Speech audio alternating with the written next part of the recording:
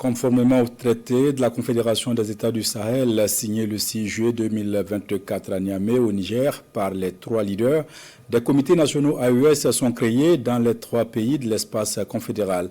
Objectif, coordonner et suivre les activités relatives à l'AES.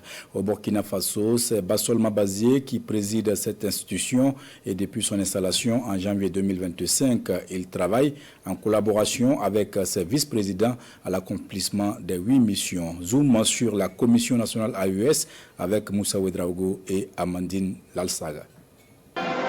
La principale mission dévolue aux comités nationaux des 3 États confédérés que forment le Burkina Faso, le Niger et le Mali est d'assurer une meilleure coordination dans le suivi et la mise en œuvre des décisions issues des sessions du Collège des chefs d'État de la Confédération des États du Sahel.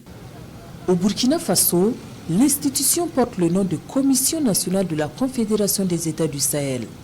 Elle est dirigée par Bassolma Bazié qui est assistée par 3 vice-présidents.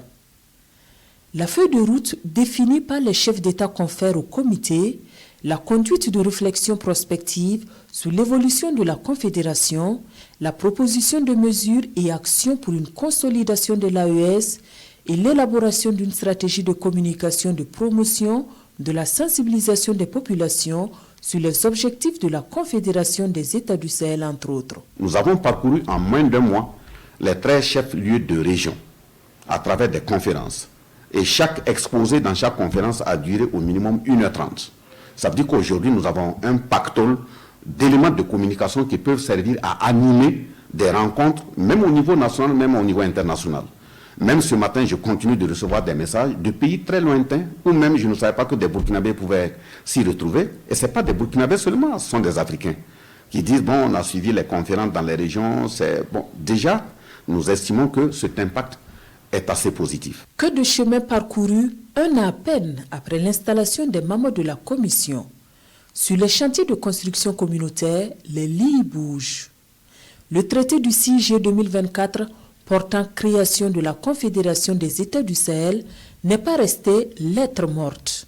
Mieux, par la volonté assumée des chefs d'État et le travail acharné des différentes parties prenantes, dont celui des comités nationaux AES, la volonté affirmée dans les textes est devenue une réalité tangible pour les populations. La Banque confédérale d'investissement et de développement, c'est fait.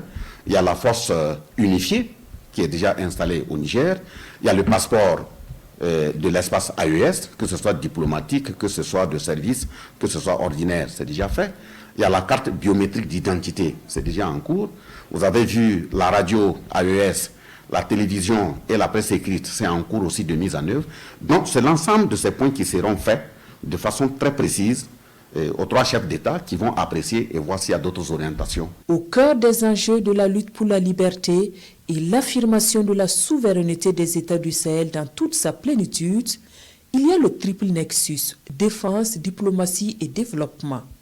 Et c'est ce cap qu'ont fixé les présidents Goïta, Tiani et Traoré pour la Confédération.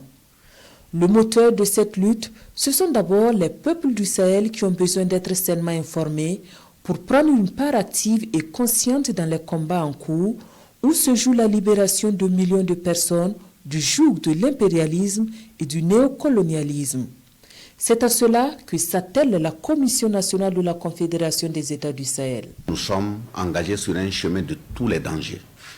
Et une population qui est mal informée, une population qui n'est pas à la hauteur des enjeux, une population qui ne s'approprie pas les décisions pour mieux les protéger et même protéger les chefs d'État, nous sommes exposés à jamais.